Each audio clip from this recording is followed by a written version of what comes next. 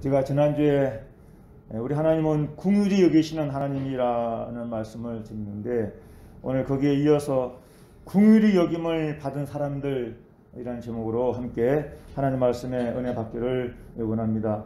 우리가 아까 읽은 본문 말씀에 에바브로디도를 사도 바울이 빌립보 교회에 편지하면서 언급을 합니다. 바울과 이 에바브로디도는 공통점은 하나님 앞에 쓰임받는 일꾼으로서 같이 고난을 겪고 있는 상황을 볼 수가 있습니다.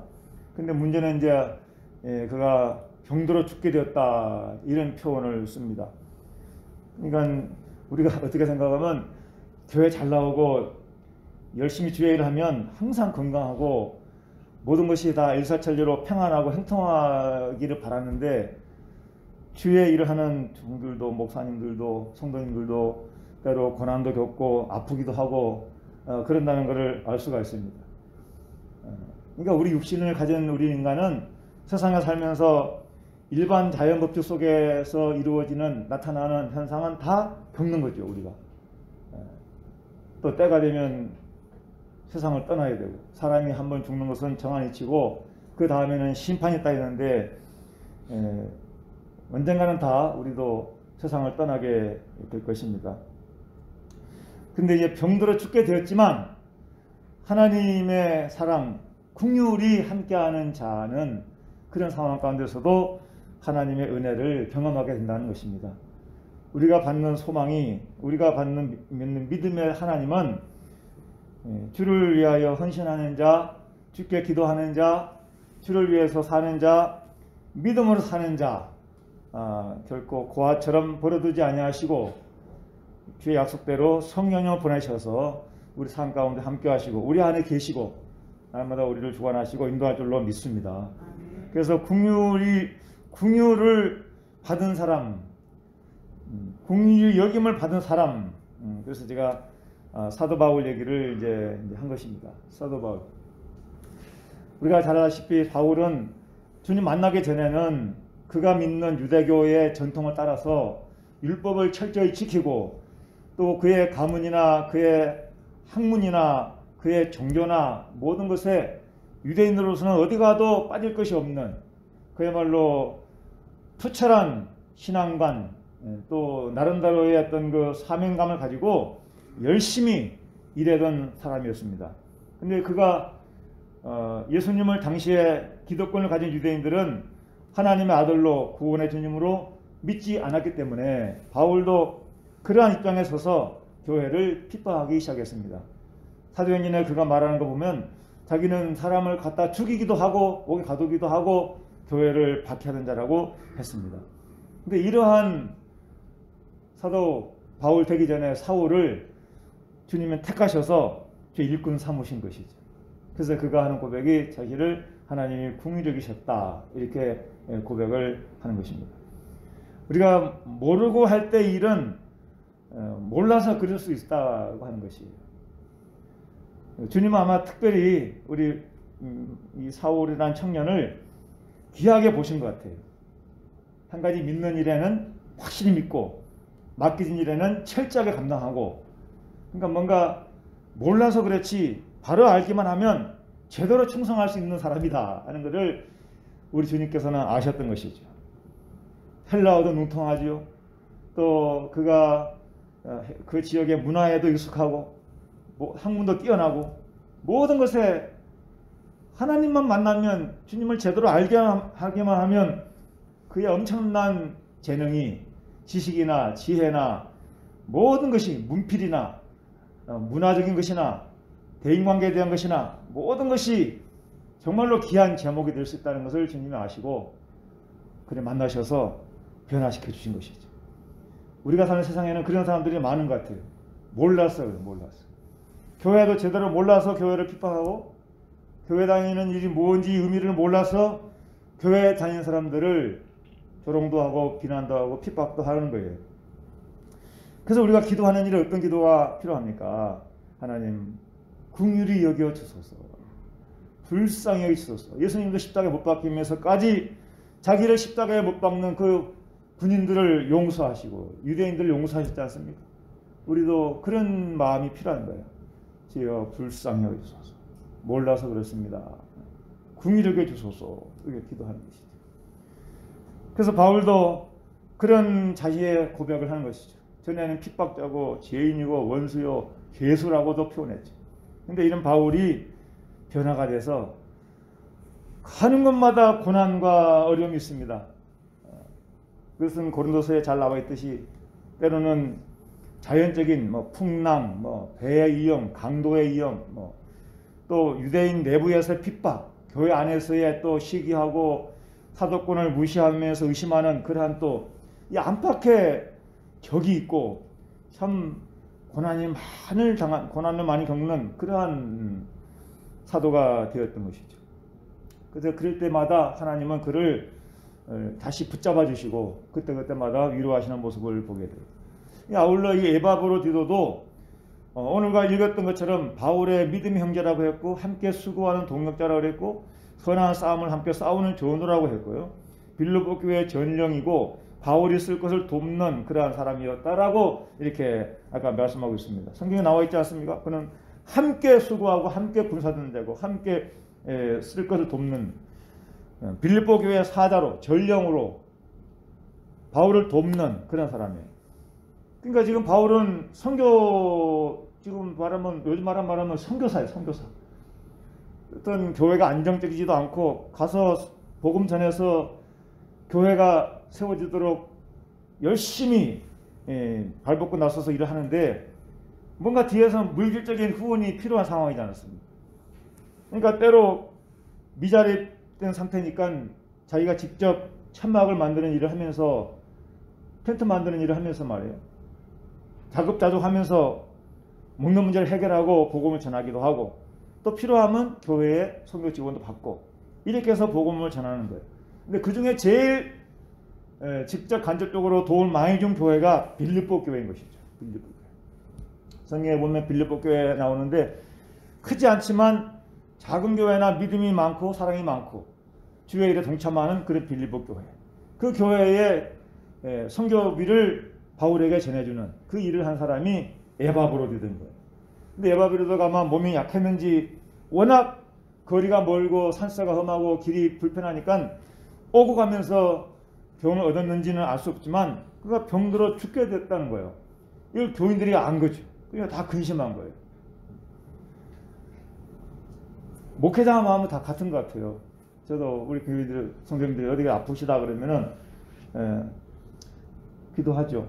근심하는 마음. 하나님 잘 낫게 주님 도와달라고 기도하고 정말로 필요하다 싶으면 막 몇 시간씩 밤에 교회에서 기도도 하고 또 다급하다 싶으면 병원에 가서도 기도하고 이렇게 하죠. 알게 모르게 정말로 그 마음속에 그런 마음이 있어요. 누구나 다 목회자는 같을 거라 생각이 드는데 저도 우리 선생님들 아프시다는 말 들으면 항상 기도하고 하나님은 이 에바브로디도를 긍휼히 여기시고 교회가 근심하고 바울이 근심하고 본인이 근심하고 근데 이거를 그가 병들어 죽게 되었으나 하나님이 그를 긍휼히 여기셨고 그뿐 아니라 나를 긍휼히 여기셔서 하나님이 바울을 긍휼히 여기신 거예요. 소위 말하면 하나님이 교회를 평안하게 하시고 성도님들을 평안하게 하시고 은혜 주시기를 원하시는 것은 종을 또 불쌍히 여기사 그렇게 해도 역사도 하시는 거예요. 왜냐하면 주님의 자녀들이 하나님의 백성들이 근심하지 않고 기쁘게 살기를 원하시는 하나님. 날마다 믿음 하나 가지고 소망 가지고 기도하고 사역하는 목사나 종들이 근심하면 매일같이 근심에 눌렸으면 안 되잖아요. 그러니까 근심 위에 근심을 면하게 했었다. 근심 위에 근심. 안 그래도 힘든데 또 아프기까지 하면은 얼마나 힘들겠냐 이거예요. 가난한 데까지 힘든데 거기까지 병까지 들어봐 얼마나 힘들겠냐는 거예요. 몸이 아프면 돈이라도 많아야 돌 걱정하는데 선교지에 있는 이 바울이 2중 3중으로 고난을 겪고 근심하고 있는 상황에 하나님이 그걸 너무 잘하시고 은혜를 주신 것이죠. 그래서 성경에 여호와의 긍휼을 말하는 거예요. 인자하심이 영원부터 있었다. 제가 지난주에 말씀드렸지만 이 하나님의 궁율, 이 라함이라는 히브리 말은 이게 어머니의 그 자궁이라는 그 문자적인 뜻이 있어요. 그러니까 얼마나 그 사랑의 공급, 포용, 애틋한 마음 이런 게 있지 않겠어요? 하나님 보시기에. 시편 145편의 8절에 여호와는 은혜로우시며 긍휼이 많으시며 노하기를 더디하시며 인자하심이 크시도다.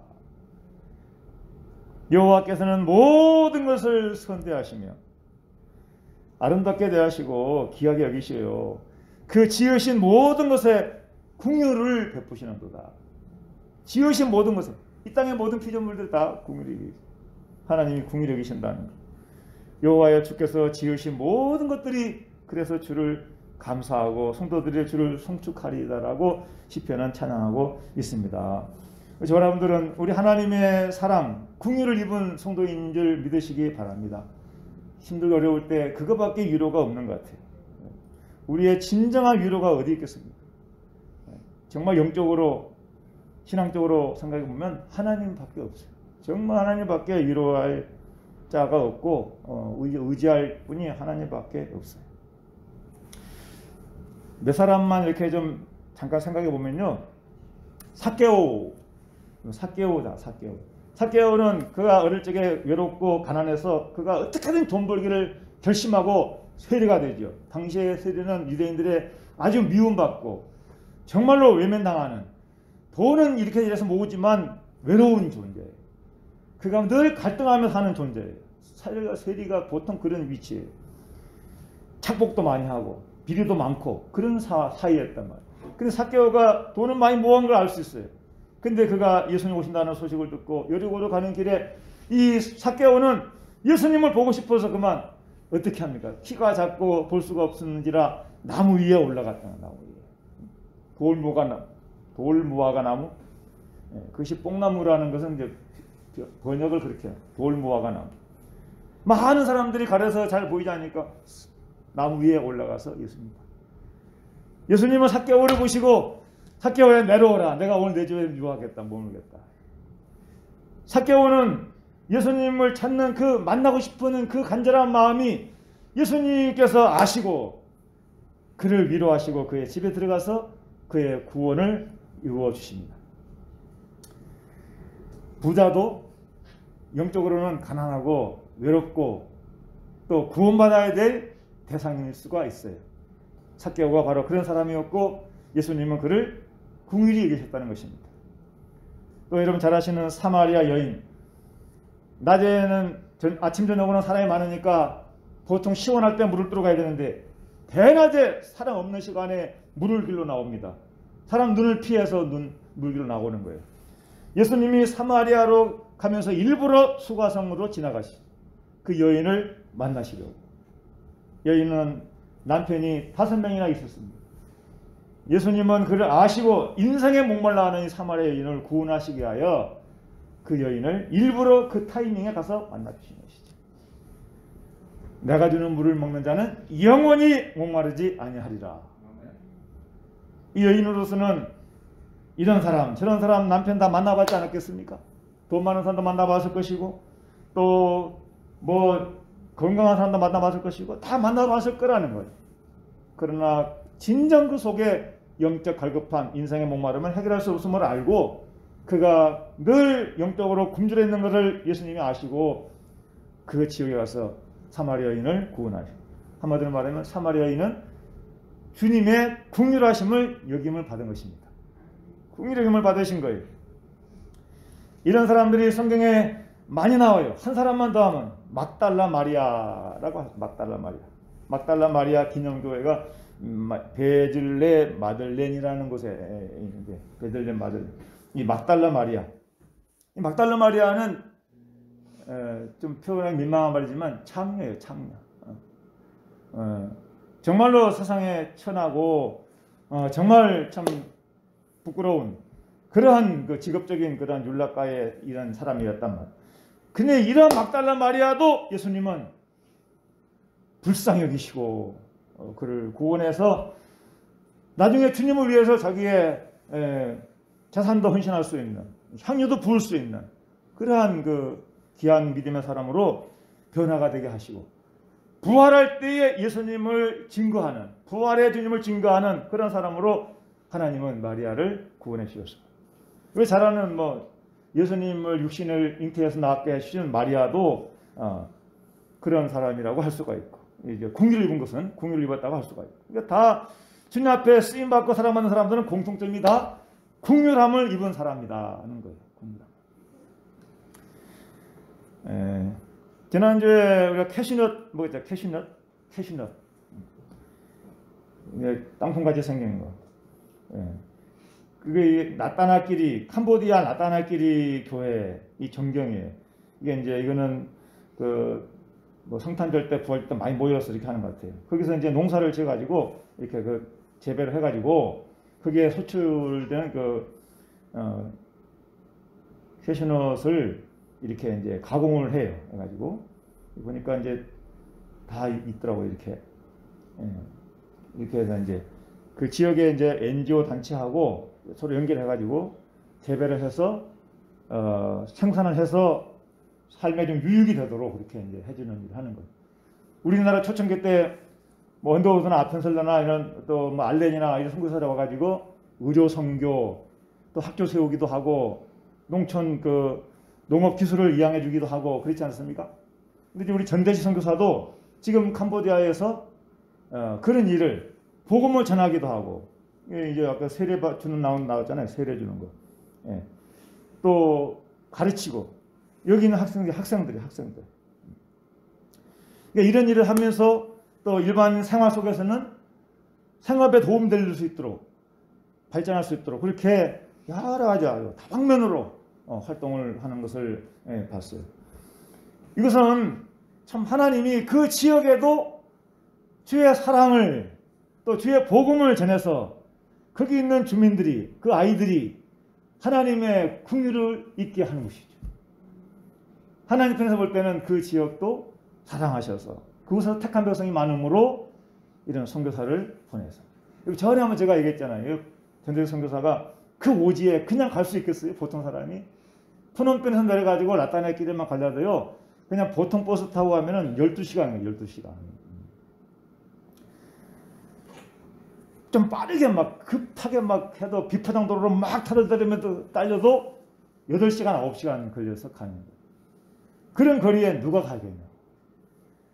그 어머니가 한번 그곳에 갔는데 가면서 차에서 그냥 한 말도 안 하고 눈물만 쭉 흘리면서 그 권사님 어머니가, 우리 아들이 어찌하여 이런 오지에 와서 이렇게 일을 해야 되느냐, 이런 고생을 해야 하느냐고 그냥 마음으로 그렇게 애틋하게, 하나님 하시는 일이니까 원망할 수는 없고 그냥 눈물만, 어머니 마음이 눈물만 나오는 거지. 근데 하나님은 뜻이 있어서 그 나타나는 길이라는 곳에 전대식 선교사 황영미 사모 부부를 보내서 그곳에 교회를 짓게 하고 학교를 짓게 하고 선교 일을 하게 한다는 거예요. 하나님이 공부시키고 준비시켜서 어떻게 할까요? 선교하러 가라. 안 간다고 거절하니까 다 초등학교 5학년 된 딸이 사고로 세상을 떠나게 하셨는데 그 충격에서 벗어나지 못하잖아요. 그 슬픔 얼마나 크겠습니까? 하나님이 그 고난 중에 슬픔 중에 찾아와서 내가 내 딸을 그렇게 사랑하고 아끼는 것처럼 나는 세상에 이렇게 너처럼 사랑하는 자녀가 많단다는 거예요. 그런 자녀들에게 나의 사랑을 전해주지 않겠냐고. 그러면 그것이 한국인들, 오지 캄보디아인들 무슨 문제가 되겠느냐. 환경이 그 마음의 깨달음을 주는 것이죠. 그런 주님의 인도하심, 세미한 섭리, 이거를 알고서야 그곳에 갈 수가 있게 되는 것이죠. 정말 그 고생한 일이 얼마나 힘들었겠습니까?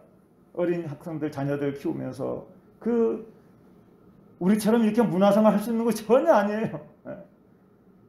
전철이 있고 고속도로가 있고 꿈도 못 꾸는 거예요. 완전히 산속의 원주민들.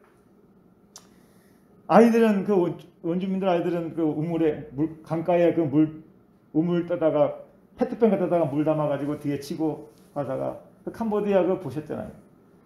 그런 데서 같이 생활하시면서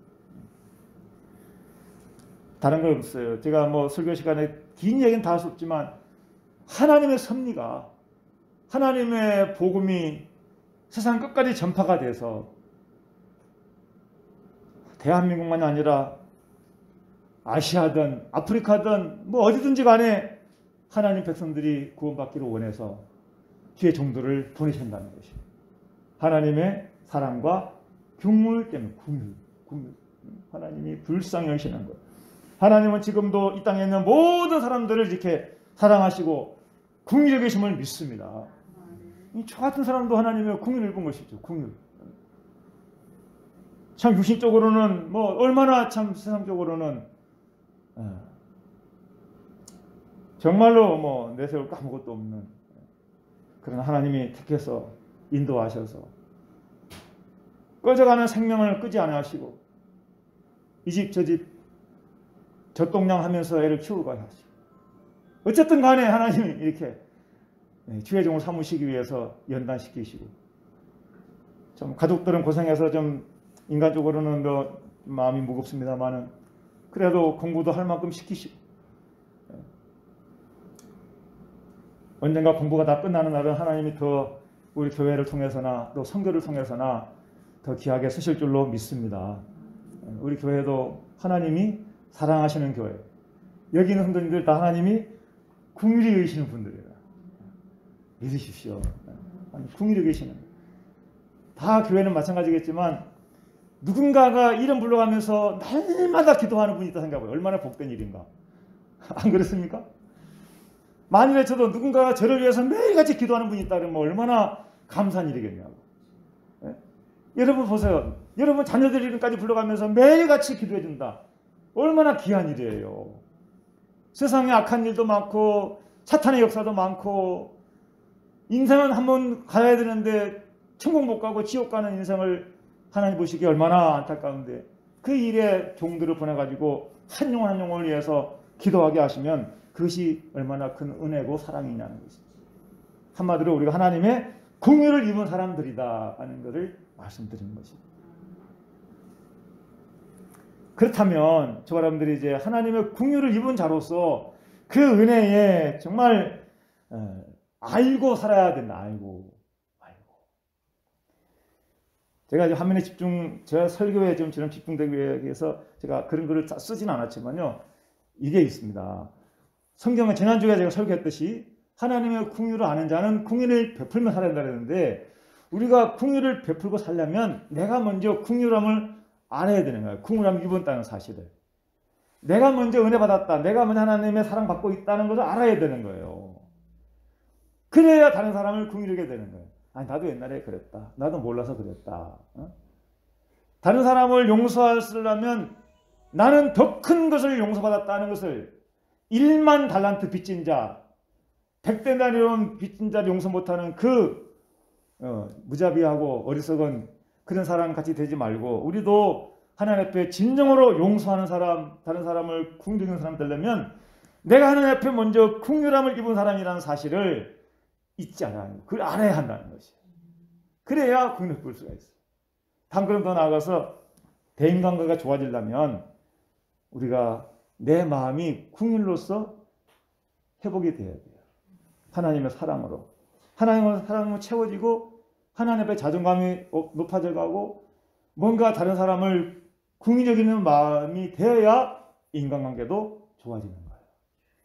여러분 저 소양강댐을 만들어 놓고 그 물 채우는 데가 7년 걸렸더라고요. 그 춘천 그쪽에 소양강댐. 그러니까 댐을 하나 만들어 놓고도 채워지는 게 7년이나 걸렸다는 그 하는 거 사실만 봐도 우리 영적으로도 그래요. 영적으로도 교회 다닌다고 막 갑자기 성숙해지는 거 아니에요. 다니다 보면 말씀 듣고 기도하고 신앙하다 보면 알게 모르게 그냥 내면이 채워지는 것이죠. 그때까지는 항상 굶주려요. 영적으로 허기지는 거예요. 목마르고. 물론 시간은 다 다를 수가 있죠. 하나님이 순식간에 은혜 받게 해서 하루 저녁에도 변화되게 하시고 성령 충만 받게 할 수도 있죠. 그러나 일반적으로는 성숙해지는 과정은 시간이 걸려요. 우리가 그때까지 실수도 많이 하고 인간관계에 분쟁도 많이 생깁니다. 이럴 때 필요한 것이 뭘까요? 서로 긍휼히 여기는 마음이에요. 발음이 어렵지만 한번 해봐요. 긍휼. 긍휼. 명절이 다가오고 또 이런 분 저런 분들 만나야 되잖아요. 여러분 서로 불쌍히 여기는 거예요. 불쌍히. 서로 궁히 여기는 거예요. 사람이 듣기가 불쌍히 여긴다는 어감이 좀 안 좋아. 불쌍히 여긴다. 예.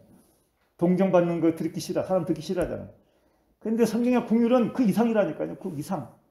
자비의 마음, 사랑의 마음, 불쌍히 여기는 마음이 합해져서 정말로 어머니가 자식을 다 이렇게 포용하고 다 주고 싶은 것처럼 차라리 내가 아프면 더 좋겠다. 내가 차라리 너를 위해서 이렇게 했으면 좋겠다. 그 자녀를 위해서 모든 거 다 희생하고 그렇게 하고 싶은 마음처럼 우리 그런 마음이 막 생겨야 이게 진정한 궁율의 대인관계가 회복이 되는 거예요. 하나님은 아까 오지에 보낸 그 선교사님 같이 그 지역에 있는 사람들을 복음 전해서 구원받게 하시려고 얼마나 많은 사람들이 희생하게 하셨겠어요. 희생. 개인의 희생, 자기 삶의 희생, 가정의 희생, 자녀의 희생, 수도 없는 희생을 통해서 그렇게 해요. 우리가 이런 궁유를 알고 하나님의 사랑을 알기까지 우리 예수님이 얼마나 큰 십자가의 고통을 치르셨는가. 또 복음이 여기까지 전달되기까지 얼마나 많은 수많은 죄종들이 선교사들이 복음을 전하는 일에 쓰임받고 헌신했는가. 하나같이 다 희생은 궁유 때문이다. 우리도 누군가를 궁유를 여긴다면 사랑을 아끼지 않아야 되고 사랑한다면 희생을 아끼지 않아야 되는 거예요. 견딜 수 있는 힘, 그렇게 하는 이유, 목적, 그게 뭐예요? 다 하나님 때문이에요. 그리고 자신을 위해서는 구원받기 위해서, 영광을 위해서. 착오하면 안 돼. 착오가 생기면 안 돼. 구원은 은혜로 받은 것이니까.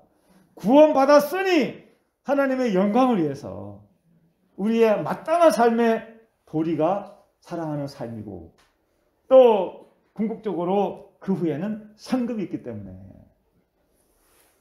여러분 헬스 말씀에 임종전에라도 꼭 예수 믿으라고 구원받으라고 영접시키려고 하는 이유는 뭐냐면 아무 행한 거 없고 궁일한 거 없고 베푼 거 없고 심은 거 없어도 예수만 믿으면 지옥은 면하니까 천국 가니까 그 말씀 붙들고 어떻게 하든지 간에 마지막 임종전에라도 예수 믿으라고 권하는 거예요. 하나님의 궁율은 아무 공로 없어도 아들의 대신 죽으심만 믿기만 하면 자기 아들 독생자 예수님의 죽음만 헛되지 않게 그것만 알고 믿기만 하면 아버지 집에 들여본다는 거예요. 이것이 하나님의 큰 궁율이라는 겁니다. 궁율. 우리는 바로 그 궁율을 입은 거예요. 그 궁율 때문에 우리가 살아있는 것입니다. 오늘 말씀이 바로 우리에게 그것을 우리에게 말씀하고 있는 것입니다. 우리 교회적으로도 하박국의 기도처럼 여호와여 내가 주께 대한 소문을 듣고 놀랐나이다.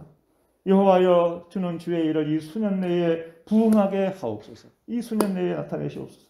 진노 중에라도 궁유를 잊지 마옵소서.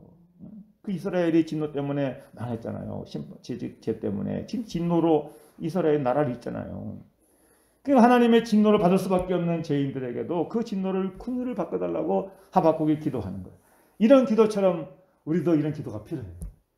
하나님, 우리의 조상들의 죄, 나의 죄, 과거의 죄, 모든 것 죄가 많지만 하나님 불쌍히 여기시고 궁유히 여기시고 나라도 더 하나님 은혜로 더 안정이 되고 코로나도 빨리 종식이 되고 또 살기 좋은 나라가 되고 우리가 바라는 것은 하나님의 공의가 실현되고 하나님의 사랑이 실현되는 거예요.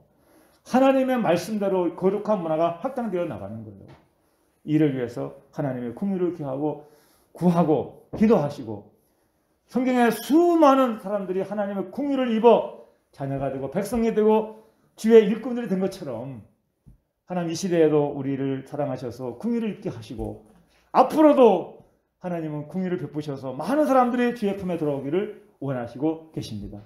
하나님의 궁유 입은 것을 아시고 하나님 앞에 감사하십시다.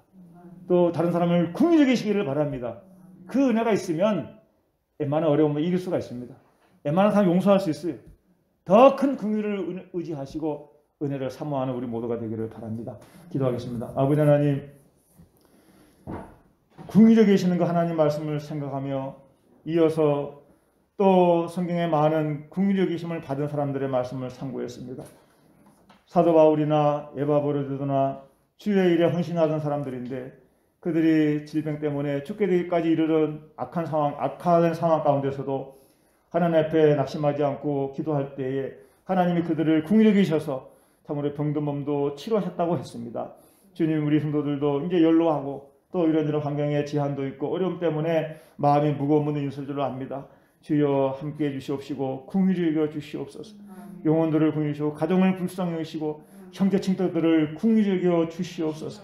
우리 교회도 지금까지 지키시고 인도하신 것이 하나님의 사랑이고 하나님의 은혜인 줄로 믿습니다. 주여 이 종을 더욱더 붙잡아 주시고 주의 뜻대로 일을 감당하도록 주여 날마다 은혜를 더하여 주시옵소서. 예수님의 이름으로 간절히 기도하옵나이다. 아멘.